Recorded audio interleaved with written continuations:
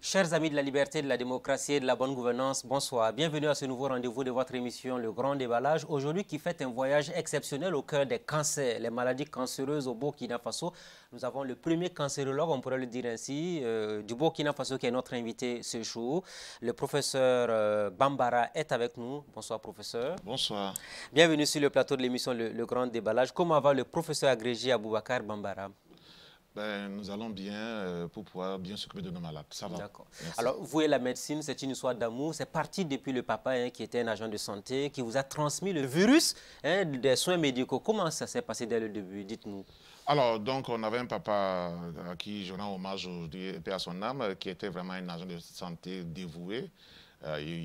Donc, qui nous a donné vraiment, c'était un infirmier qui s'est battu, qui nous a donné vraiment l'amour de la médecine. Et notre seul rêve, c'était toujours d'être médecin, d'être un agent de santé et d'être médecin. Est-ce qu'il vous racontait les anecdotes au quotidien, chaque fois quand il rentrait le soir, comment les malades étaient soignés, ainsi de suite? Ah si, le papa, le soir, il adorait nous raconter sa journée de travail, d'aider les personnes qui sont malades, d'avoir apporté des soins. Donc c'était vraiment une joie qui l'animait, qui lui faisait plaisir d'en parler à ses enfants. Et donc ça nous a vraiment impressionnés. Et tous les soirs, voilà, il a pu sauver telle personne, ils ont pu gérer telle prise en charge correcte. Et ça nous donne vraiment l'envie d'être médecin. Est-ce qu'il vous disait souvent qu'il souhaitait voir l'un de ses enfants devenir médecin un jour? Non, papa ne disait pas ça. Papa racontait, parce qu'il a toujours dit qu'il voulait que chacun devienne ce qu'il a envie de faire.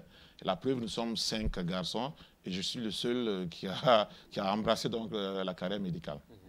Alors, on le dit clairement, après le bac D, vous avez décidé donc de faire des études en médecine. C'était une manière de rendre hommage au papa parce qu'il est parti très tôt? Oui, papa est parti très tôt quand nous étudions. Au moment où je faisais le bac, j'étais en terminale, que je perdais mon papa, paix à son âme. Mais comme je l'ai dit, ce qui a beaucoup été la motivation, c'était vraiment, compte tenu du fait qu'il nous passait ses journées, il nous racontait un peu tout ce qui se passait, et l'amour de... Et moi, je ne voyais pas être autre chose qu'agent de santé, et surtout être médecin. Médecin, on sait que c'est plusieurs années d'études. Est-ce qu'en famille, déjà, on commence à se poser des questions toutes ces années avant d'avoir un emploi? Quand on sait qu'au Burkina Faso, très souvent, quand le papa décède, tout le monde disparaît. C'est vrai. Heureusement que maman était là. Maman était là avec les frères. C'était long, c'était très long. Parce qu'au cours de la carrière, malheureusement, au cours des études, je veux dire par là, au bout de la 3e année, nous avons eu un accident de la circulation qui nous a hospitalisés pendant 6 mois. On s'est battu, c'était pas facile, mais c'était long, mais avec l'entourage. Je pense que c'était surtout ça, la maman et les frères, c'est eux qui nous constituaient vraiment notre force pour pouvoir continuer et finir ces études médicales. Alors, après la soutenance, c'est le thème que vous avez retenu, c'était les processus expansifs intracrâniens en évacuation sanitaire hors du Burkina, les aspects épidémiologiques, médicaux et socio-économiques sur 211 cas. Alors, pourquoi avoir choisi spécifiquement ce thème-là? Alors, il faut rendre hommage à un de nos maîtres ici, le professeur Cabré Abel, qui est neurochirurgien. Nous avons fait notre stage là-bas d'interne et ça nous a marqué le fait de voir, à l'époque, il était seul. Comme neurochirurgien, voir qu'il y avait beaucoup de patients qui devaient aller en évacuation sanitaire parce que la prise en charge ne pouvait pas se faire sur le plan local. Donc, nous sommes intéressés à cette question pour voir qu'est-ce que ça donne.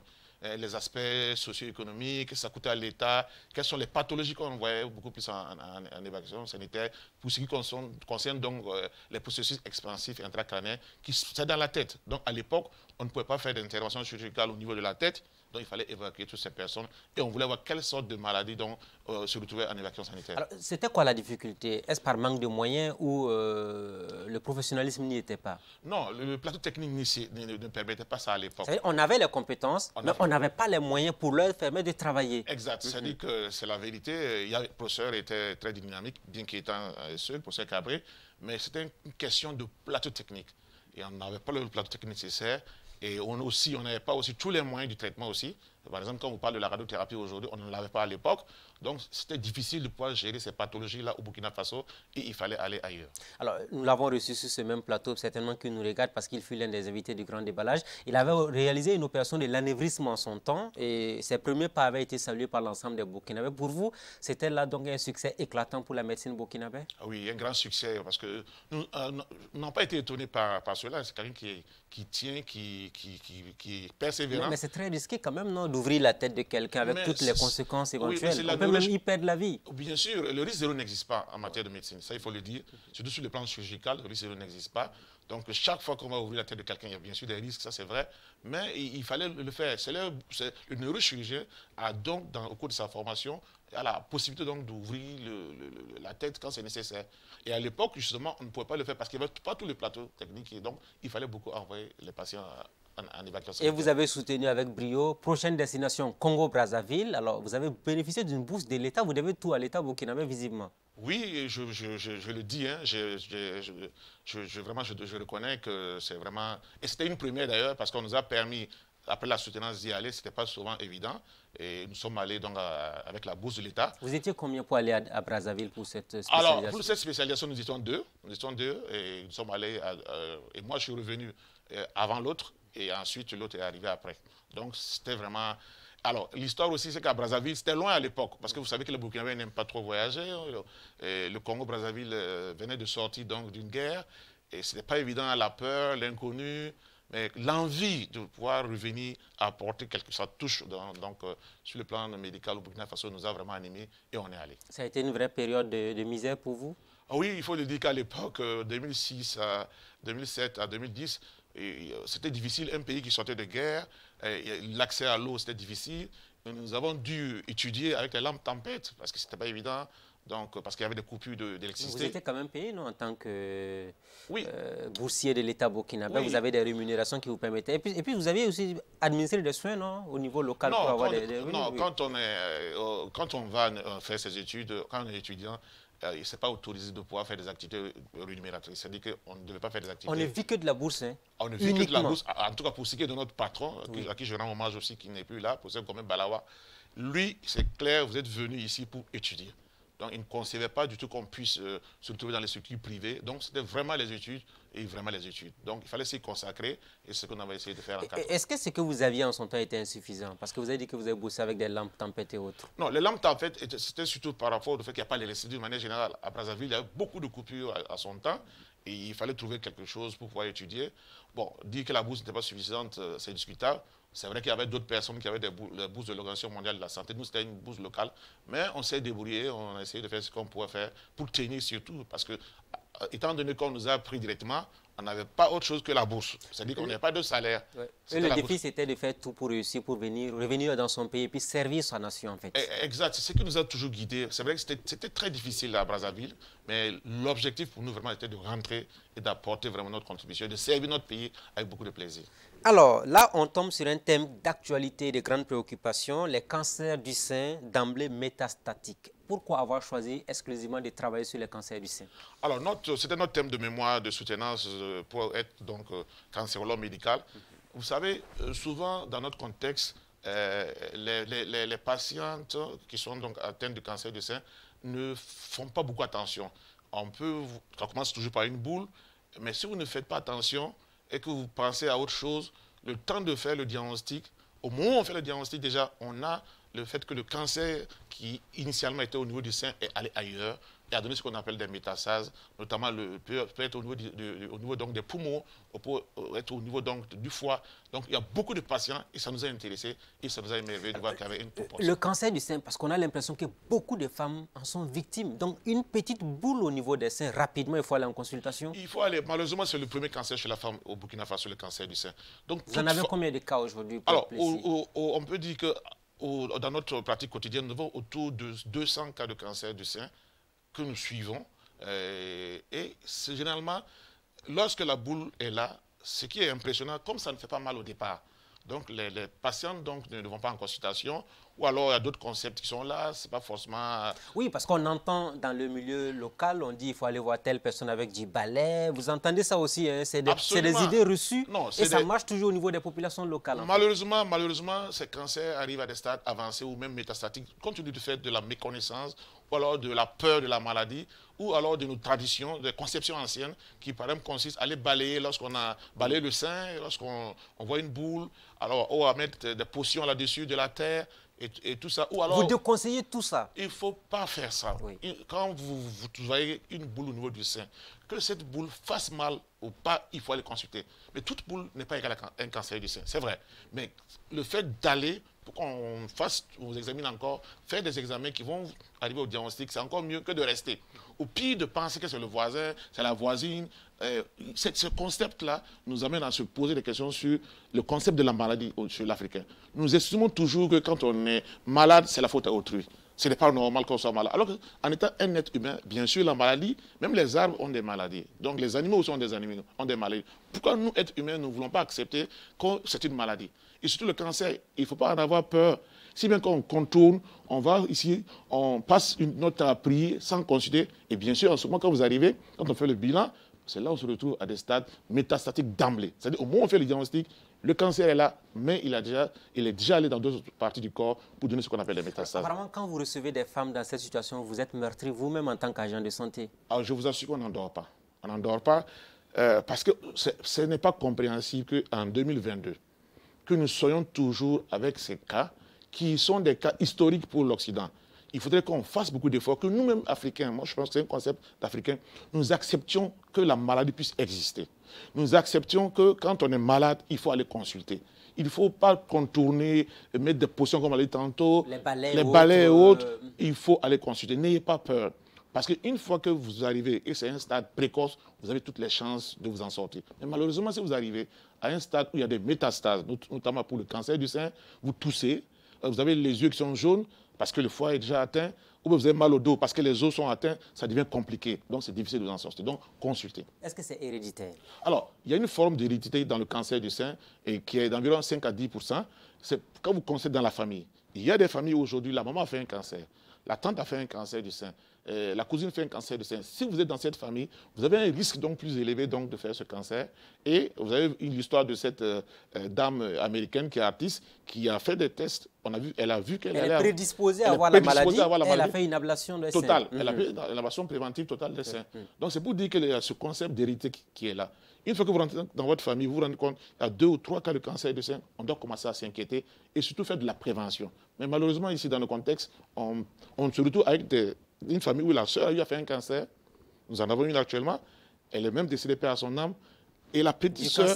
Du cancer du sein. Et la petite sœur aussi en a fait. Mais comme ça a commencé, elle a préféré aller dans des groupes de prière, pas consulter, évolutif, jusqu'à ce que le sein noircisse. Et même, il y a un gros bras. Franchement, elle vient nous voir, parce que c'était nous qui avons vu sa sœur au préalable. On dit, mais madame, vous avez vu que votre sœur avait le cancer et on vous avait prévenu. Mais pourquoi vous n'êtes pas venu? Non, je ne voulais pas vivre la même chose, je ne voulais pas être... Donc ce concept est là, la peur, ou bien non. Et elle ose dire que c'est sa voisine, que c'est la voisine qui est responsable de ce qui lui arrive. Il faut que voilà pourquoi on part dans des cellules de prière et autres, alors qu'en principe, on a la solution à portée de main, en fait. Oui, nous ne sommes pas contre les cellules de prière, mais nous disons aussi que... Mais vous êtes réaliste, vous êtes scientifique, il faut qu'on soit honnête, voilà. Parce qu'on ne s'attaque à personne. C'est pour aider les citoyens à mieux comprendre qu'il faut se faire dépister au bon moment et la prise en charge va suivre, en fait. Absolument. C'est-à-dire que nous n'avons, comme vous l'avez si bien dit, nous ne sommes pas contre les groupes de prière, mais nous pensons qu'on peut aller dans ces groupes de prière et surtout aller en consultation. Parce que si vous mettez toute votre énergie là-bas, sans venir en consultation, mais bien sûr, la maladie progresse. Et quand vous venez nous voir et qu'il y a déjà des métastases, des locations secondaires d'emblée lors du diagnostic, franchement, ça devient très difficile. Est-ce que vous avez peur pour ces jeunes filles-là? Elles sont nombreuses aujourd'hui à avoir des débuts de cancer du sein actuellement. Oui, nous avons, comme on l'a vu, du fait de l'âge, de la population et tout ça, on se rend compte qu'il y a de plus en plus beaucoup de cancers. Mais malheureusement, jusqu'à présent, nous avons beaucoup de cas qui arrivent à des stades avancés. Pas forcément avec des métastases. Qu'est-ce que vous appelez stade avancé? En français facile. En français facile, par exemple, comme pour ce qui est le cancer du sein. Parce que lorsque la boule devient palpable, lorsque donc la masse prend le sein, le sein, par exemple, la peau change. On appelle des peaux d'orange. Comme l'aspect d'orange avec des trous, c'est déjà un stade avancé. C'est comme des plaies, non? Pas forcément des plaies. Est-ce que c'est l'image qu'on voit à la télé actuellement? Oui, vous voyez ces images, par exemple, cette jeune dame qui arrive. Vous voyez, si vous regardez bien le sein gauche, vous allez voir des trous qui sont là. On appelle ça l'aspect de peau d'orange ou même des plaies. Elle n'a pas son temps à aller faire des prières, ne pas consulter, avoir des potions. Et elle, par exemple, elle a estimé que c'est un sort qu'on lui a jeté, que le sort est arrivé et que c'est pour cela qu'elle a ce cancer. Et c'est dommage qu'on arrive à ce stade, tous les deux se sont atteints. Vous voyez, il y a la plaie sur le sein initial, parce que ça a commencé par le sein droit pour aller vers le sein gauche. Vous regardez plus bas, sur le ventre qui a pris du volume. Ça veut dire aussi que le foie est atteint quand on a fait les examens. Donc, on est à un stade d'emblée métastatique lors de la première consultation. Et là, en ce moment, c'est un peu difficile. Et vous avez discuté avec la famille de la personne. Vous êtes pessimiste, hein, ça veut dire qu'elle ne peut pas s'en sortir? Oui, à ce stade, malheureusement, avec la présence de métastases, il est difficile de s'en sortir. En ce moment, on est dans des soins palliatifs. Nous allons aider à ce qu'il n'y ait pas de douleur. Nous allons soigner donc les plaies. Nous allons voir s'il y a de l'eau qu'on appelle acide qui va arriver au niveau de l'abdomen, les ponctionner, les examiner. Donc, c'est un peu un stade d'accompagnement. Et vraiment la soulager parce qu'elle a très mal. Vous voyez l'autre sein, le sein gauche qui brille, là où il n'y a pas la plaie. Donc, elle a très mal et c'est très douloureux. Donc, c'est inconcevable qu'on ait toujours à ce stade-là. Aujourd'hui, qu'on diagnostique, malgré tout ce qu'on a comme information. Mais c'est la peur, les concepts. Alors, il faut aussi rassurer peut-être les gens qui nous regardent, les jeunes filles ou les dames qui nous regardent, qu'on peut faire une ablation d'un sein et l'autre va fonctionner jusqu'à la fin de vos jours sans qu'il y ait aucun problème, en fait. Alors, ça aussi, ça nous donne l'occasion d'interpeller vraiment nos soeurs, nos patientes, chez qui on n'a jamais, le cancérologue ou alors les médecins n'ont jamais de plaisir à enlever un organe chez quelqu'un. Oui, parce que souvent, il y en a qui vont vous dire que c'est vilain, ainsi de suite, et tout ce qui va avec. Oui, mais justement, on a une anecdote, enfin, on a des anecdotes. Allez-y, on a eu une situation où il y avait l'indication donc de pouvoir enlever le sein après les traitements qu'elle a reçus, ce qu'on appelle la chimiothérapie, qui est donc des médicaments contre le cancer. Mais c'est le mari même qui s'impose, qui dit non, chez eux, on meurt en entier. On ne doit pas mourir, et il n'y a pas un sein ou il n'y a pas un organe. Donc la dame aussi, elle a suivi. Mais malheureusement, quand elle a voulu accepter, la maladie était revenue et aller dans d'autres organes, elle avait des métastases. Donc, c'est pour interpeller. Chaque fois qu'il y a l'indication d'ablation de sein, ce n'est pas de bon cœur qu'on le fait, c'est parce qu'on n'a pas le choix. Le protocole du soin qui demande cela. Sinon, il y a des traitements où on peut conserver le sein, mais quand on dit qu'il faut forcément enlever le sein, il faut l'accepter. Parce que ce n'est pas par plaisir, c'est votre traitement qui le demande. Mais si vous refusez, en ce moment, ça peut vous causer des problèmes parce que la maladie va continuer à évoluer. Qu'est-ce qui se passe? Elles vont. Mais elles reviennent toujours. Ah, on accepte maintenant. Mais c'est déjà tard. Donc, il y a une question culturelle qui est là et de nous faire confiance aussi. Parce que si on met l'indication, c'est qu'on n'a pas le choix. Le médecin n'a aucun plaisir à couper les seins d'une dame, en principe. En principe, il n'a aucun plaisir. Il n'y a pas de raison à couper le sein d'une dame. Y a-t-il des cas où il faut faire l'ablation des deux seins?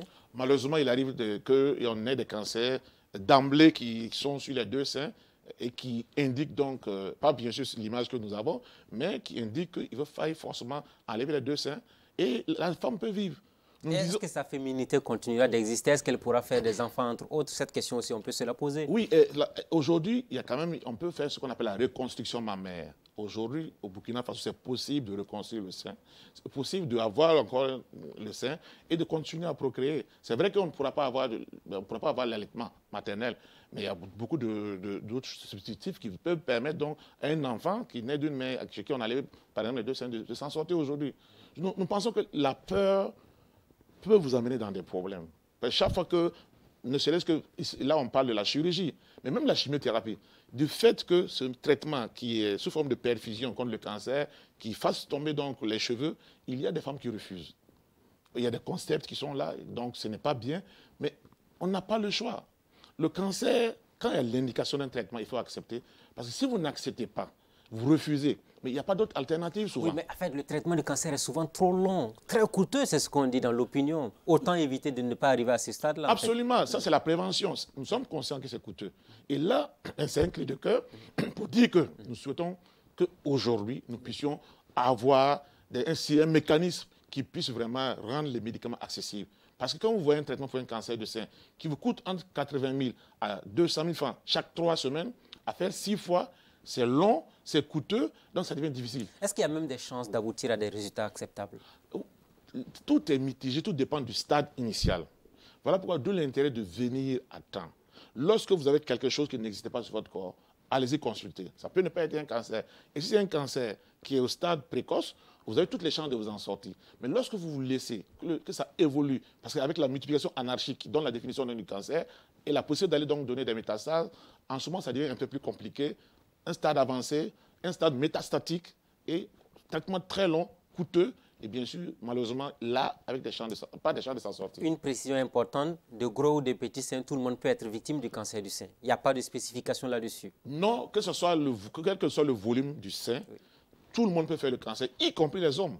Les hommes aussi. Les hommes aussi peuvent faire des cancers du sein, parce que le cancer du sein chez l'homme représente 1% des cancers du sein de manière générale. Mais il y a des hommes qui ont fait... Chez l'homme aussi, c'est une boule qu'on ressent ou comment ça se passe? Absolument une boule aussi, toujours la boule qui est là. Mais toujours la boule qui est là et les patients ne vont pas en consultation, surtout pour les hommes. Parce qu'un homme qui a une boule peut dire non, ben, soit... C'est un phénomène banal. Voilà, c'est une boule qui... Surtout le plus souvent. Et ce qu'il faut dire, c'est que le plus souvent, ça ne fait pas mal au début. La boule ne fait pas mal au début. Que ce soit chez l'homme ou la femme. C'est le même scénario pour tout le monde. C'est le même scénario, ça ne fait pas mal au début. Donc les gens ne consultent pas. Ou alors ils banalisent. C'est lorsque ça commence à faire mal, ou le sein a pris du volume, ou l'aspect de la peau a changé, sans moment, ces personnes viennent en consultation.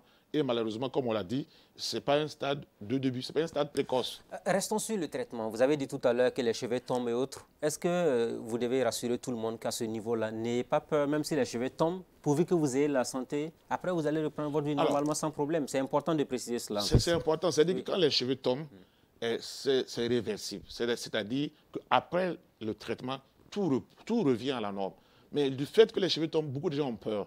Ils arrêtent le traitement, ou alors il y a des concepts qui sont là, que ce n'est pas normal, que quand on est malade et qu'on perd les cheveux, c'est qu'on ne va pas s'en sortir. Oui. Alors que le traitement, par la chimiothérapie, qui est notre spécialité, il faut absolument que les cheveux tombent, surtout pour beaucoup de molécules. Donc c'est normal, et ça ne va pas vous empêcher donc, de poursuivre votre traitement, parce qu'au départ, déjà, on vous prévient. Mais vous imaginez, souvent, on a nous-mêmes peur en tant que spécialiste.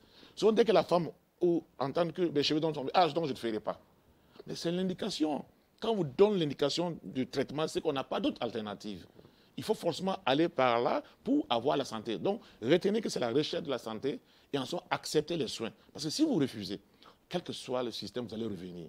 Parce que vous allez revenir, mais un stade encore plus avancé. Oui. Et je voudrais qu'on fasse une escale sur un autre élément. Il y en a qui ont des petits seins qui pensent qu'il faut aller faire des interventions chirurgicales pour les grossir, d'autres qui ont de gros seins qui veulent les réduire. Est-ce que tout cela peut donner des risques de cancer pour la femme? Oui, à l'époque, on a parlé de certain nombre de la chirurgie mammaire et tout ça qui a apporté, parce que par rapport à ce qu'on met, les prothèses qui ont été vraiment c'est trop fréquent dans le monde des artistes, des célébrités, entre autres. Oui, il y a certaines prothèses mammaires qui ont envoyé des cancers du sein. Mais je pense que... Est-ce que vous déconseillez, vous, en tant que cancérologue? Alors, en tant que cancérologue, je pense qu'il faut faire attention. C'est au cas par cas. Il faut savoir qui le fait, quel est le matériel, et vous rassurer que tout ce qui est autour de ça, c'est des médicaments ou du matériel qui n'est pas cancérigène. C'est-à-dire qu'il n'a pas éprouvé donc qui ça peut amener le cancer. Parce que les gens aussi, s'ils pensent qu'ils ont des petits seins ou des gros seins qui ne sont pas bien dans la tête, parce que la santé aussi, c'est un état, un bien-être aussi, psychologique aussi. Donc, quand on n'est pas bien, on n'est pas bien. Ce que nous pouvons plutôt conseiller, de savoir le faire et d'être sûr du matériel qui va être utilisé comme prothèse mammaire.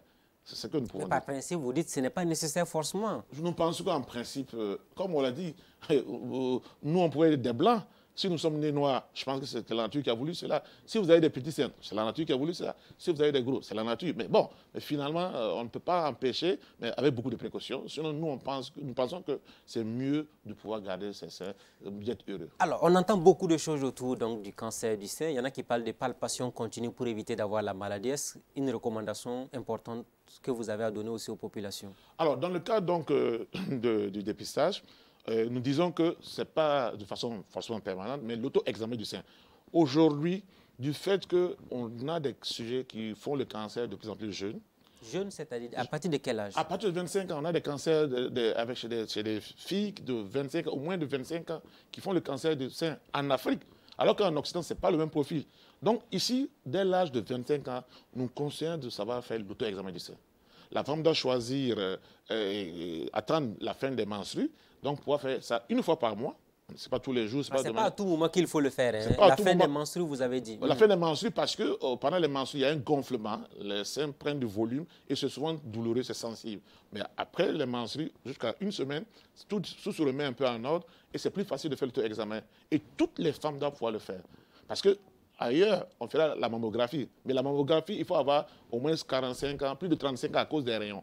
Mais ici, en Afrique, comme on en arrive à avoir des stades précoces, enfin, des patients qui arrivent, Sujets jeunes, comme on jeunes dit. qui arrivent, donc on conseille plutôt d'auto-examen et que toute femme doit pouvoir le faire. Et elle, mais en même temps, elle peut se faire accompagner de son mari ou pas nécessaire? Ah si, ça va faire, ça crée, ça entretient. Et donc, les hommes, vraiment, je pense qu'ils doivent accompagner de temps en temps leur épouse dans l'auto-examen du sein. Et ça va palper, ça partit vraiment. Parce que pour aussi mettre la main, vous regardez aussi, vous l'aidez. Parce qu'elle peut penser que ce n'est pas grave et vous intervenez pour dire, ah, c'est grave, il faut aller surtout en consultation. Est-ce que le cancer du sein rime avec condamnation à mort? Si vous venez toujours, ça revient toujours par rapport au stade. Si vous venez nous consulter à un stade avancé comme on l'a vu avec l'image, où on a vu l'aspect de peau d'orange, c'est un peu difficile. Et puis, s'il y a des localisations secondaires, en ce moment, c'est difficile de s'en sortir. Jusqu'où le cancer du sein peut se métastasiser dans l'organisme? Jusqu'à quel degré on peut l'avoir dans tout le corps? Mais tant que vous ne traitez pas, nous avons vu la dame qui est là, la dame qu'on revoit encore cette image. Elle est un peu choquante, mais on dit aux téléspectateurs de comprendre, c'est pour les aider à mieux savoir ce que ça donne. Nous pensons qu'il faut qu'ils nous excusent. L'objectif, vraiment, c'est de faire comprendre que lorsque vous n'arrivez pas en consultation très tôt, vous risquez d'avoir des stades avancés. C'est parti ici du sein droit, là où il y a la plaie, c'est aller vers le sein gauche. Ensuite, nous avons le ventre qui est augmenté de volume. Au niveau du ventre, ça donne quoi? En termes de conséquences, c'est quoi? C'est le foie? C'est le foie, c'est la tête du foie. Ah, donc si le foie est touché, c'est fini? C'est compliqué. Si le foie est touché, c'est compliqué, les yeux deviennent jaunes et il y a même de l'eau qui arrive, qu'on appelle acide, ça devient plus compliqué. Donc, le cancer se métastase partout. Malheureusement aussi, nous avons des patientes qui l'ont dans le cerveau aujourd'hui. C'est tellement allé donc dans les os, dans le foie, dans les poumons, dans le cerveau, le cancer. Sur l'autre sein, le cancer peut se retrouver partout. En tant que médecin, quand vous découvrez une telle situation, vous appelez la famille, vous discutez avec elle pour leur dire finalement, on ne peut plus sauver la personne? Non, le thème, nous n'aimons pas trop ce thème parce que ça va créer l'abandon. Si vous dites à la famille qu'il n'y a plus rien à faire, le plus souvent, il y a l'abandon. Mais c'est l'évidence quand même. C'est l'évidence, mais nous avons des thèmes plus appropriés. Nous sommes dans une situation difficile. Nous allons tout faire pour soulager donc, cette patiente. Nous demandons à ce qu'on l'accompagne, parce que c'est prolonger sa vie. Là, c'est un stade avancé. Nous allons prolonger sa vie, mais nous ne disons plus qu'il n'y a rien à faire. Parce que quand on le dit, c'est l'abandon. Ce n'est pas éthique de le dire. Il faut dire que c'est un stade avancé. Nous allons tout faire pour prolonger sa survie, améliorer sa qualité de vie, c'est-à-dire que lui permettre de ne plus avoir mal, lui permettre de manger, lui permettre de marcher en mettant des médicaments, donc prolonger sa survie jusqu'au jour que tout s'arrête. Donc parce qu'on a besoin de l'accompagnement. Et ça, il faut le dire. Malheureusement aussi, on voit donc des patientes qui ont le cancer, elles ne sont pas soutenues par les époux, par les conjoints ou les compagnons. Elles viennent seules aux consultations, elles font les traitements seules. Et alors qu'on a... Est-ce qu'il n'y en a pas aussi qui cachent? Il y a certaines qui cachent la maladie à leurs conjoints ou à leurs époux. Ça, c'est une évidence qu'on constate. Oui, il faut le dire. Jusqu'à présent, le concept de cancer, c'est comme à l'origine du VIH. Les gens ont honte. C'est une maladie honteuse, c'est une maladie qu'il faut cacher. Et je vous assure, par exemple, qu'il arrive qu'il y a des intellectuels qui ne veulent pas qu'on mette notre cachet où c'est écrit cancérologue. Ah oui. On a même changé le terme pour parler de oncologue. Donc vous êtes complice de ces intellectuels-là, finalement? On n'est pas complice. C'est une complicité. Pourquoi vous ne voulez pas dire la vérité sur la santé de la personne? Ou bien parce qu'elle ne veut pas qu'on le sache, vous protégez la personne à ce niveau-là? Non, j'arrive, quand il y a des certificats médicaux à faire, elle demande de ne pas mettre votre cachet parce qu'elle ne veut pas qu'on en parle. Elle ne veut pas que ça passe par le service. Elle ne veut pas que les gens soient informés. C'est pour dire que jusqu'à ce niveau, les gens ont peur de la maladie. Le cancer fait peur. Mais en ce moment, on dit non, vous ne devez pas avoir honte. Ce n'est pas une maladie où vous avez eu parce que vous avez fait quelque chose enfin, surtout pour le sein. Donc, vous ne devez pas avoir honte, vous ne devez pas avoir peur, vous ne devez pas vous gêner. Il faut s'afficher. Et aujourd'hui, à l'époque, le VIH, on ne voyait pas, donc ces personnes atteintes du VIH. Mais de nos jours, ces personnes sont connues. Donc, nous devons arriver à cela au niveau du cancer. Et nous leur disons non, nous allons mettre notre cachet. C'est notre profession. Souvent, pour ça, d'autres arrêtent. Hein. Ils ne viennent plus vous voir, Ils viennent en fait. plus, si vous voulez. Mais après, quand ça se complique, on a l'impression qu'ils reviennent, mais c'est en même temps trop tard, on peut plus rien faire. Toujours ils reviennent et toujours ils reviennent pour s'excuser. On s'excuse, on demande pardon. Est-ce que comprenez-nous, c'était la peur. Mais non, on vous a dit non, il faut accepter. Aujourd'hui, le cancer, c'est surtout tout fait pour qu'on n'ait pas arrivé à un stade avancé, mais se dire que l'on va s'en sortir. Tout se passe dans la tête aussi. Si vous n'êtes pas mentalement bien, si vous ne pensez pas que vous allez vous en sortir, si vous avez peur des ondits, en ce moment, c'est difficile. Il y a des gens, par exemple, quand ils ont le cancer, ils ne sortent plus. Ils ne sortent plus de la maison. Ils ne veulent plus qu'on les voit parce qu'il y a l'amaigrissement qui s'installe. Donc, nous pensons qu'il faut dépasser cela. Il faut vraiment dépasser cela. Parce que ce n'est pas une maladie où on est allé par un tel comportement. Ce n'est pas une maladie honteuse. Le cancer, on doit pouvoir s'affirmer. Beaucoup de dames ou de jeunes filles qui nous regardent se poseront naturellement cette question que je vous pose actuellement. Est-ce qu'une femme qui a un sein qui est touché peut allaiter son enfant? Est-ce que cela n'aura pas d'impact éventuellement sur la vie de l'enfant? Alors, le plus souvent, on conseille en ce moment, par rapport à l'âge de l'enfant, vraiment d'arrêter l'allaitement. Ah, donc, dès que c'est déclaré que la personne a un cancer du sein, l'allaitement, vous lui dites d'arrêter? Il faut arrêter l'allaitement. Oui. Parce que le cancer, il y a une question d'hormones, puisque vous allez stimuler des hormones qui sont là. On conseille en ce moment d'arrêter donc le traitement, le temps qu'on puisse faire suivre l'allaitement, pardon, le temps que donc elle puisse faire son traitement et on verra bien par la suite. Mais est-ce que si la personne constate qu'il y a une boule déjà au niveau d'un sein, elle doit arrêter d'allaiter son enfant, aller en consultation pour se donner toutes les garanties qu'elle n'est pas malade en fait? On ne dira pas, tant qu'on n'a pas fait le diagnostic, Oui. elle peut continuer à allaiter. Mais dès que vous avez une boule, même si c'est pendant la grossesse, même si c'est pendant l'allaitement, il faut aller consulter. Toute boule n'est pas égale à cancer. On l'a toujours dit. Mais tant que vous n'allez pas consulter, vous n'allez pas vous en rendre compte. Donc c'est important donc de pouvoir aller consulter et cela permet donc de savoir est-ce un cancer ou non et de faire ce qu'il y a à faire dans la prise en charge. On va souhaiter que ce message est entendu parce qu'on a beaucoup parlé du cancer du sein. Je veux qu'on parle d'un autre cancer. C'est ce cancer lié à l'hépatite B, le cancer du foie. À ce niveau, on a l'impression que la société burkinabé est totalement malade aujourd'hui. Surtout l'hépatite B. On en parle très peu alors que c'est une maladie qui se propage très rapidement. Alors il faut le dire malheureusement, selon les statistiques de l'OMS, le cancer du foie, le cancer primitif du foie est le premier cancer au Burkina Faso. Le premier cancer au C'est le Burkina premier Faso. cancer au Burkina Faso quand on prend un homme et une femme. C'est le premier cancer.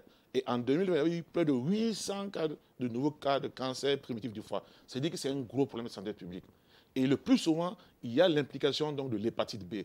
L'hépatite B que l'on ignore, c'est important pour nous donc de pouvoir connaître son statut, autant sur le VIH, aussi c'est important de savoir si que vous êtes atteint ou pas donc de l'hépatite B. Donc faire son diagnostic. Et aussi, il faut dire dans notre contexte, malheureusement, avec la consommation de boissons frélatées, d'origine douteuse, que l'on retrouve de plus en plus, nous sommes rendus compte qu'il y a beaucoup plus de cas. Et quand on a fait une étude dans notre service, qui est le CHU de Bogodogo, dans notre service, sur les cancers, chez les sujets de moins de 40 ans, le cancer du foie venait en deuxième position.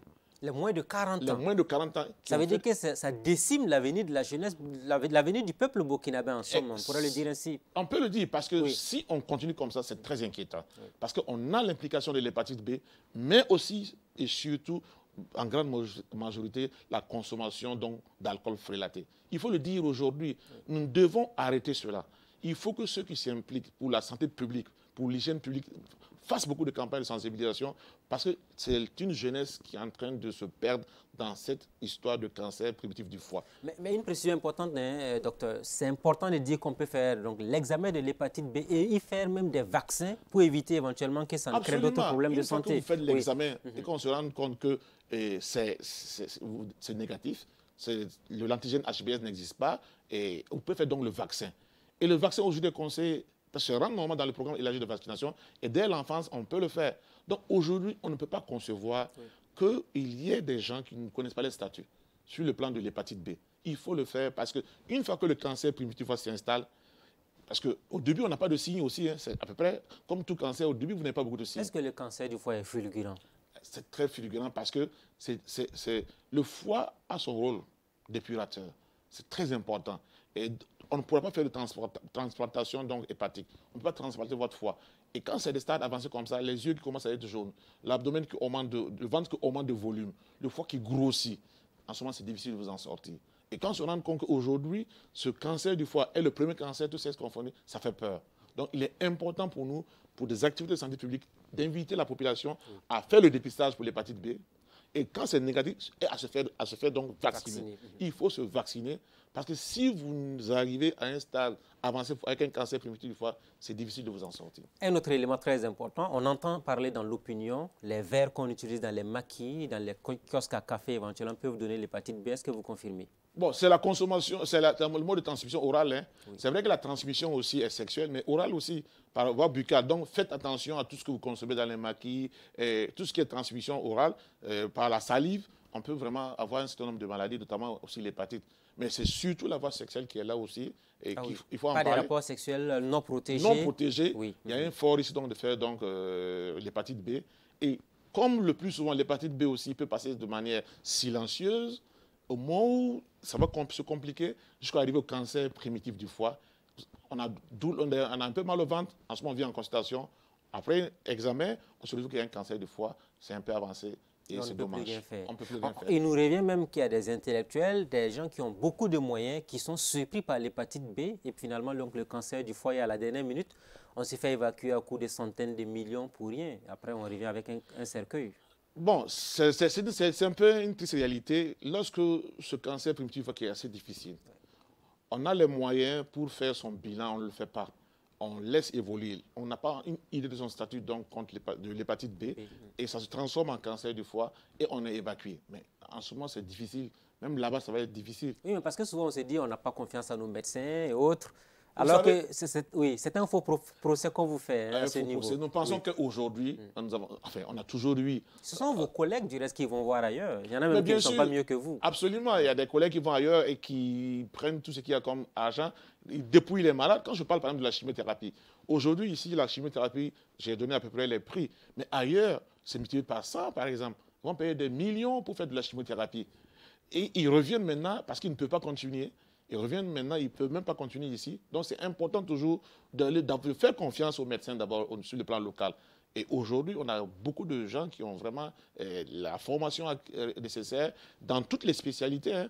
Donc, il faut toujours, nous pensons qu'il faut toujours consulter d'abord sur le plan local la personne que vous voulez voir ailleurs, le spécialiste que vous voulez aller ailleurs. Et on peut vous dire souvent, on peut le faire ici. C'est vrai qu'on a des limites sur le plateau technique, mais sur le thème de la connaissance, vous devez nous faire confiance. Vous n'avez aucun doute, hein, en matière de compétences, de connaissances, on a assez de médecins spécialistes qui peuvent faire ce travail sans problème au Burkina. Sans problème au Burkina. Je n'en doute point parce que sur le plan de la compétence, nos médecins sont compétents. Maintenant, il peut arriver en fonction des spécialités que nous n'ayons pas le plateau technique nécessaire parce qu'il manque tel appareil, il manque telle situation.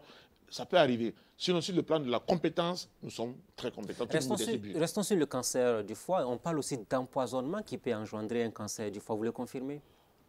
Ce n'est pas des données scientifiques, donc il serait difficile pour nous de confirmer ces questions. Mais vous invitez les populations à revoir peut-être leur mode de consommation? Absolument, non. Ce qu'il faut manger, ce qu'il ne faut pas manger éventuellement. Même les élèves des lycées et collèges qui sont dans l'alcool, dans la chicha et dans les alcools frélatés aujourd'hui, tout est possible avec ces enfants qui n'ont même pas 20 ans, 15, 16 ans. Oui, il faut dire, notre mode de vie et nos habitudes alimentaires représentent plus de 60 à 70% des facteurs de risque donc, de celui du cancer.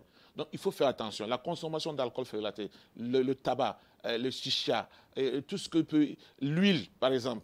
Vous laissez l'huile, vous prenez, vous en refaites, jusqu'à ce qu'il y ait la fumée. À la maison. À la maison. Oui. C'est peut-être négligeable, on se dit non, comme ça passe tout le temps par le feu, il y a moins de conséquences. Alors, parce que ça passe tout le temps. Du fait qu'il y a la fumée qui va sortir, ça a un fort risque cancérogène. Et malheureusement, vous allez faire un cancer de l'estomac ou un cancer du côlon parce que vous avez consommé donc, ces genres d'huile qui ont été utilisés plusieurs fois. Donc, il y a des produits cancérogènes, notamment ces huiles qu'on consomme énormément. Quand la même huile, on refait, il y a la fumée qui y passe, on ne change pas. C'est important parce que là, il y a un fort risque de survenir du cancer. Mais on voit nos élèves prendre des alcools souvent, des boissons avec des taux d'alcool trop élevés. Et vous arrivez tous d'avoir des enfants qui ont le cancer aujourd'hui du foie? Malheureusement, des cancers du foie. Des élèves de rien du tout? Oui, nous en avons eu. Il y avait un qui avait 23 ans, étudiant certes. Mais quand on fait l'histoire l'histoire de sa maladie avec ses parents et lui-même, il a commencé très tôt à consommer de l'alcool frélaté. Avec des alcools aujourd'hui, avec près de 40% de taux d'alcool. Et en ce moment, voilà aujourd'hui, ce patient vient nous voir avec un gros foie qui est là, douloureux, et en ce moment, ça devient difficile. Et donc, il y en a plein. Aujourd'hui, il faut qu'on fasse attention vraiment à ces alcools frélatés. Et c'est l'occasion que vous nous donnez de lancer un cri de cœur pour ceux qui veillent pour qu'on n'ait pas des entrées massives de ces alcools, parce que ça va dissimer. Et que les parents aussi essaient de surveiller un peu leurs enfants. C'est important. C'est difficile, mais quand même, il faut être regardant là-dessus. C'est important parce que la responsabilité parentale est là. Malheureusement, aujourd'hui, parce que les enfants aussi ont besoin disent qu'il faut une liberté, les parents aussi leur donnent cette liberté sans contrôle, c'est dangereux. Parce que beaucoup se retournent derrière l'établissement pour s'adonner donc à cette consommation d'alcool frélaté, toujours associé à quelque chose pour rechercher un effet. Donc c'est important d'avoir un œil sur nos enfants, de bien regarder la fréquentation de nos enfants pour éviter cette consommation d'alcool qui, dans la très grande majorité des cas, va nous faire donc un cancer primitif du foie. Le procès Bambara se veut catégorique, évitons de consommer le tabac et l'alcool. L'alcool, il faut vraiment s'en débarrasser parce que c'est des facteurs de risque qui ont eu leur preuve donc, dans la survie du cancer, notamment le cancer primitif du foie, mais le cancer du poumon. Aujourd'hui, il faut le dire, malheureusement, nous avons des cancers de poumon. Oui. Au Burkina Faso, nous avons, c'est des sujets jeunes. Et là aussi, le cancer du poumon, au début, c'est ça, toujours au début, on n'a aucun signe.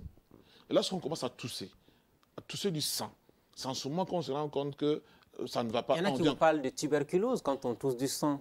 Oui, mais c'est le diagnostic différentiel. C'est ça qui fait qu'on fait la confusion entre la tuberculose et puis le cancer. Pendant combien de temps, quand on tousse, il faut aller à l'hôpital pour commencer à s'inquiéter? Non, lorsqu'on a 2 jours ou même 2 ou 3 jours qu'on continue de tousser, il faut aller consulter. Parce qu'on ne sait pas de quoi il s'agit. Ce n'est pas forcément un cancer, ce n'est pas forcément une tuberculose, ça peut être juste une infection banale qu'on peut traiter. Mais si vous n'allez pas consulter à temps, comment est-ce que on peut le savoir? Et surtout pour ceux qui ont les antécédents donc, de tabagisme. Lorsque vous êtes quelqu'un qui fume 2, 3 paquets de cigarettes par jour sur une longue période, vous vous exposez vraiment vers un événement presque certain, parce qu'il a été prouvé que l'alcool, le tabagisme, le tabac avec ses composants, est vraiment responsable de la survie du cancer du poumon.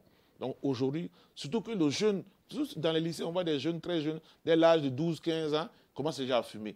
Donc il faut vraiment faire une lutte vraiment acharnée contre le tabagisme au Burkina Faso. Il y a des textes qui existent, il faut les appliquer. Cancer du foie, cancer du sein, cancer du poumon. Il y a aussi un autre cancer dont on parle peu, mais qui fait beaucoup de victimes, c'est le cancer de l'estomac. Oui. Est-ce que vous en constatez beaucoup à votre niveau? Oui, le cancer de l'estomac aussi est assez fréquent. L'estomac, c'est ce petit organe, à la limite, qui semble un peu négligeable, mais qui peut avoir un impact important sur la vie de l'individu. Absolument. Lorsqu'on doit vous enlever votre estomac, ça devient compliqué pour vous de pouvoir bien vous alimenter. Y a-t-il des moments où on peut Oui, il arrive qu'on est obligé de faire ce qu'on appelle une chirurgie de l'estomac, d'enlever tout l'estomac ou une partie de l'estomac. Et donc d'aboucher l'œsophage maintenant à l'intestin. Et en ce moment, il faut mastiquer, il faut bien mâcher donc, les aliments avant de pouvoir donc, digérer. Est-ce que ça ne joue même pas sur l'espérance de vie de l'individu? Absolument. Si vous n'êtes pas fort, c'est difficile. Oui. D'où l'intérêt de faire attention à tout ce que nous consommons. Il y a des gens, par exemple, qui aiment le sel.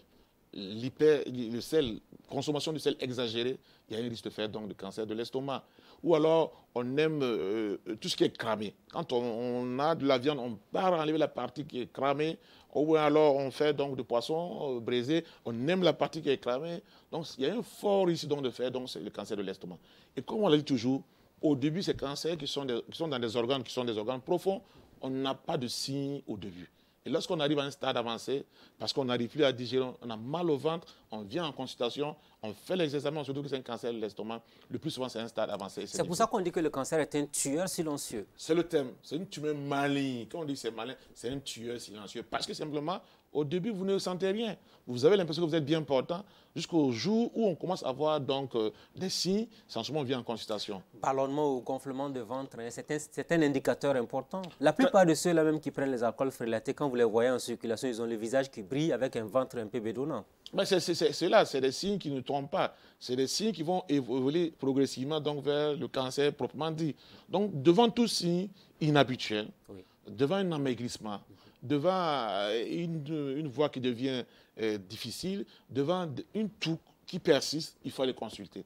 Parce que si vous attendez et que vous arrivez au moment où le stade est avancé, en ce moment, ça devient difficile. De nombreux hommes nous regardent. Ils sont aussi préoccupés pour savoir qu'est-ce qu'ils peuvent faire éventuellement pour éviter le cancer de la prostate. Alors, le cancer de la prostate... Ça aussi, ça existe beaucoup au Burkina Faso. C'est le premier cancer chez l'homme. Oui. C'est l'homme, c'est l'homme. À partir de quel âge on peut avoir le cancer de la prostate pour un homme? Normalement, c'est après 65 ans. 65 ans. Après 65 ans, je dis bien mais il y a un facteur de risque important. Le fait d'avoir la peau noire, en ce moment, ça raccourcit. Ça veut dire qu'un Africain fera un cancer de la prostate à un âge plus jeune. Dès 45 ans, 50 ans, on peut avoir des cancers de la prostate chez le sujet africain, qui normalement, chez les autres, vous pouvez voir ça à l'âge de 65 ans. D'où l'importance aujourd'hui, pour toute personne qui a au moins 50 ans, de pouvoir aller en consultation pour qu'on puisse prescrire des examens, notamment le PSA, qui est un examen qui est très important pour voir s'il y a la présence du cancer de la prostate. Donc c'est important aujourd'hui de nos jours de ne pas se négliger. Nous avons l'habitude donc d'envoyer nos motos en révision, d'envoyer les voitures en révision, mais nous-mêmes, nous oublions. Alors que souvent cette vidange coûte cher et nous ignorons nous-mêmes. Le bilan annuel santé, il faut le faire. Hein. C'est recommandé pour tout le monde, en fait. Aujourd'hui, ne pas dire que je n'ai pas les moyens. Parce qu'on se rend compte qu'avec la bière qu'on utilise, avec les bonnes brochettes... Vous touchez à quelque chose de très sensible, hein, les belles brochettes, la bière et tout ce qui va avec. Il faut le dire. Ce qu'on met dans la bière par mois, si vous faites multiplier par 12, vous enlevez un peu, vous pouvez faire un petit bilan. Donc aujourd'hui, c'est important. C'est vrai que quand on veut regarder plus, il faut qu'il y ait la mise en place de l'assurance maladie universelle, c'est clair, pour pouvoir rentrer. Mais en attendant, nous devons être conscients qu'on a besoin de faire notre bilan, comme nous allons réviser la moto, la voiture. Donc, il faut aussi c'est à partir de 45 ans que vous recommandez que les hommes fassent les examens, les bilans pour voir s'ils n'ont pas le cancer de la prostate. En Afrique. Il faut bien préciser en Afrique. Okay. Parce que si vous dites ça en Occident, on va vous dire non, là-bas c'est à partir de 65 ans. Mais ici en Afrique, du fait que nous sommes noirs, nous avons la peau noire, c'est un facteur de risque qu'on ne peut pas expliquer pourquoi. Alors, on entend beaucoup de choses, ça va faire rire énormément de téléspectateurs, que quand on fait beaucoup de rapports sexuels, ça anticipe un peu sur le cancer de la prostate. Est-ce que c'est vrai? Non, il n'y a pas eu d'études sérieuses, scientifiques sérieuses qui déterminent, parce qu'on a eu beaucoup de rapports sexuels, qu'on fait le cancer de la prostate. C'est surtout la crainte d'infection. Parce que si vous faites des infections à répétition, de manière répétitive, ben, en ce moment, vous augmentez le risque de faire donc, un cancer de la prostate, mais pas forcément le nombre de rapports sexuels. C'est ça qu'il faut faire la nuance, sinon chacun va à son rythme. Voilà qui est suffisamment clair. Il y a aussi le cancer de l'œsophage. Hein. Ça aussi, on n'en parle pas beaucoup. Est-ce que ça existe dans la société burkinabé? Oui, le cancer de l'œsophage existe, surtout des sujets qui sont très, très alcooliques. Qui consomment l'alcool une fois de plus encore. Des sujets qui consomment énormément d'alcool ont un risque donc de faire le cancer de l'œsophage. Des sujets qui fument beaucoup aussi ont un risque de faire donc un cancer de l'œsophage. Donc, ceux aussi qui consomment de la nourriture très chaude. Parce que vous savez qu'il y a des gens, quand le repas n'est pas excessivement chaud, qui passent difficilement dans la bouche, ils se débrouillent pour avaler, ben, vous avez en ce moment un risque donc de faire le cancer de l'œsophage. Donc, vous voyez, il y a une participation de nos modes de vie et de nos habitudes alimentaires. Voilà. Il y a aussi le cancer du rectum, le cancer du col de l'utérus. Le col de l'utérus, justement, une escale là-dessus. On entend beaucoup et font des dépistages, même très souvent pour les femmes. Oui, quand vous dites ça, c'est un peu dommage aujourd'hui, parce que depuis 2016, il y a la gratuité pour le dépistage des lésions précancéreuses du col de l'utérus. Malheureusement, c'est une gratuité totale. Mais les femmes ne le font pas. Elles ne le font pas. Est-ce que ce n'est pas la honte ou bien ce ne sont pas les gènes éventuellement qui font qu'elles ne vont pas? Chaque fois qu'on parle du sexe, c'est tabou en Afrique, mais il faut qu'on nous dépassionne cela. Une femme, parce que le cancer du col, il talonne donc le cancer du sein chez la femme au Burkina Faso. Donc c'est parmi les premiers cancers. Et ce n'est pas normal. Il y a des pays comme l'Australie aujourd'hui qui ont éliminé le cancer du col de l'utérus. Pourquoi? Il y a la vaccination. Parce qu'on sait que dans la majorité des cas, près de 98% des cas, c'est dû à un virus qu'on appelle le virus humain papilloma. Le papillomavirus, donc qui est responsable dans 98% par transmission par voie sexuelle. Donc des rapports sexuels protégés. Oui. La vaccination sur les jeunes filles qui ne sont pas encore en contact avec ce virus. Le dépistage des lésions précancéreuses qui est gratuit, je dis bien, qui est gratuit au Burkina Faso, nous permet donc d'éliminer normalement ce cancer. Parce que pour qu'on arrive au stade de cancer du col de l'utérus, il faut par rapport à la période de l'infection, il faut donc une période d'au moins une dizaine d'années. Donc on a le temps, en allant se faire dépister, de découvrir des lésions précancéreuses, c'est-à-dire des lésions qui ne sont pas encore au stade de cancer du col. Et en ce moment, quand on est à ce stade des lésions précancéreuses, on a toutes les chances de s'en sortir. Est-ce que ce sont les hommes souvent qui donnent cette maladie aux femmes? Bien sûr, puisque c'est lié à un virus. Donc c'est la transmission par voie sexuelle. C'est l'homme qui donne ce cancer, ce virus-là aux dames. Et elles font le cancer du col de l'utérus. D'où la nécessité de se préserver quand il faut faire des rapports sexuels avec un sujet dont on ne connaît pas un peu son état de santé. Et Absolument. tout ça. La protection, non seulement la protection lors des rapports sexuels va vous éviter l'hépatite B dont on en a parlé, va vous permettre d'éviter donc l'infection par le papillomavirus et aussi le VIH.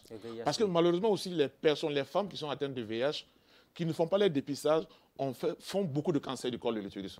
Parce que VIH et virus de l'hépatite B, ça potentialise, donc ça augmente donc l'activité. Vous allez faire peur aux femmes, mais quand vous dites que le cancer du col de l'utérus peut avoir des liens avec le VIH. Absolument non, c'est une réalité. Mais ça ne veut pas non plus dire, soyons précis, que ce n'est pas parce qu'on a le cancer du col de l'utérus qu'on a le VIH. Non, c'est clair. Voilà, non, ça c'est clair. Non, c'est-à-dire que c'est deux choses différentes. Une personne peut avoir le cancer du col de l'utérus, ça ne veut pas dire forcément qu'elle a le VIH. Mais lorsque nous nous interpellons, surtout quand on a le VIH, il faut faire de la prévention aussi, parce que le risque donc d'avoir un cancer du col est élevé du fait qu'on ait le VIH.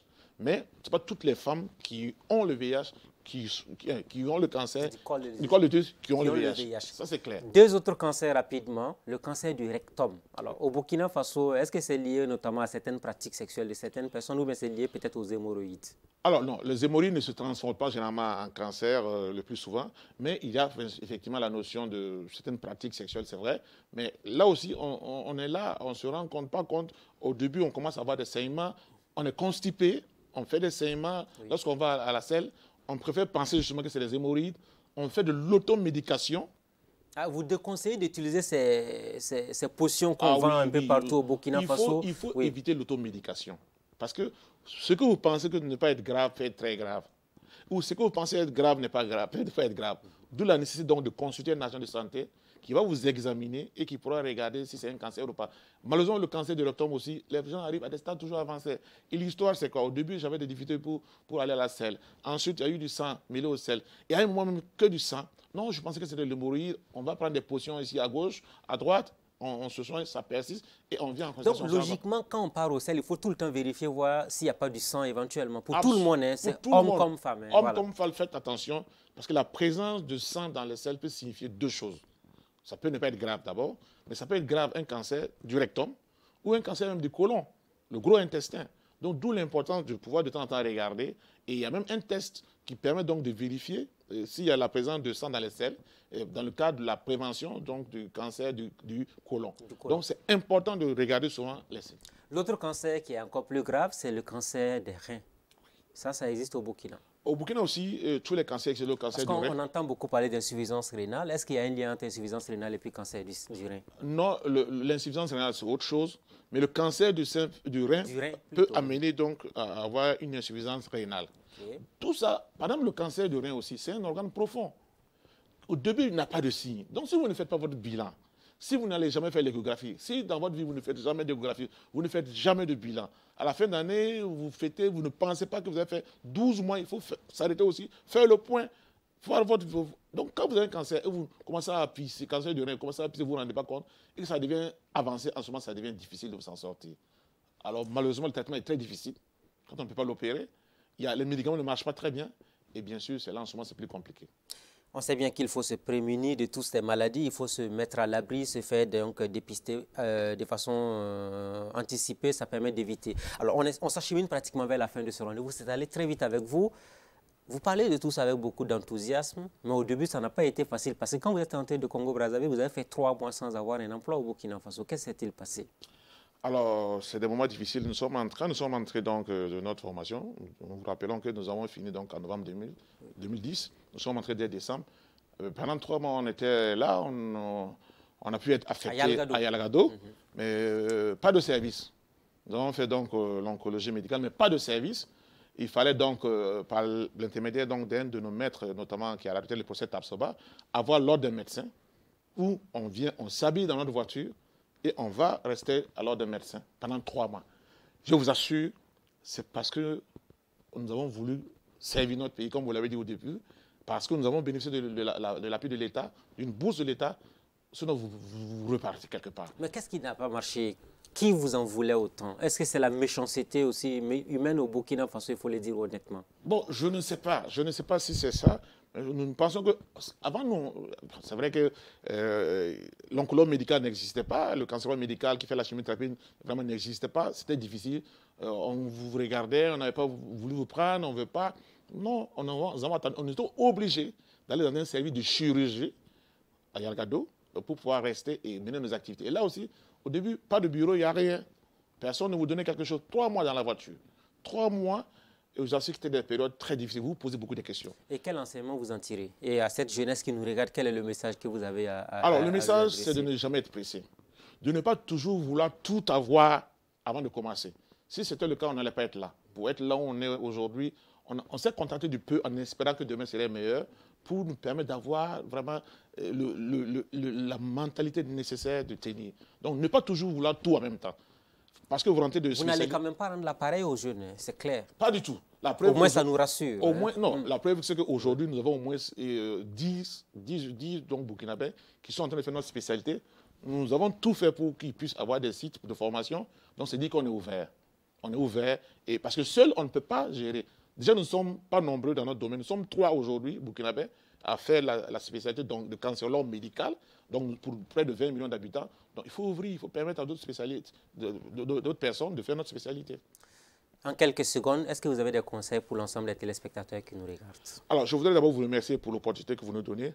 Avoir une pensée pieuse à toutes les personnes affectées ou atteintes par le cancer, dire qu'elles ne sont pas seules, d'avoir le courage de se battre et surtout dire qu'il faut tout faire pour faire de la prévention. Nous ne pouvons pas être aujourd'hui une femme qui a plus de 45 ans, qui n'a jamais fait de mammographie, qui ne sait pas faire l'auto-examen, un homme qui a 50 ans en Afrique, qui n'a jamais fait son PSA total pour savoir s'il a un cancer de la prostate, qui ne connaît pas, personne ne connaît son statut donc, par rapport à l'hépatite B, c'est très très dangereux. Parce que le risque c'est quoi?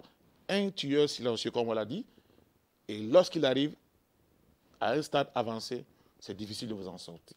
Vivement donc que le message soit entendu. Merci beaucoup, professeur Abouaka Bambara. Merci, merci encore. Ce fut un plaisir pour nous de vous recevoir, cancérologue médical. Chers amis de la liberté, de la démocratie et de la bonne gouvernance, vous l'aurez donc remarqué, on a été au cœur des différents types de cancers au Burkina Faso. On peut se prémunir de cette maladie pourvu qu'on sache anticiper. Très bonne suite de programme à tous et à toutes. Rendez-vous la semaine prochaine avec un nouvel invité. Bonsoir chez vous.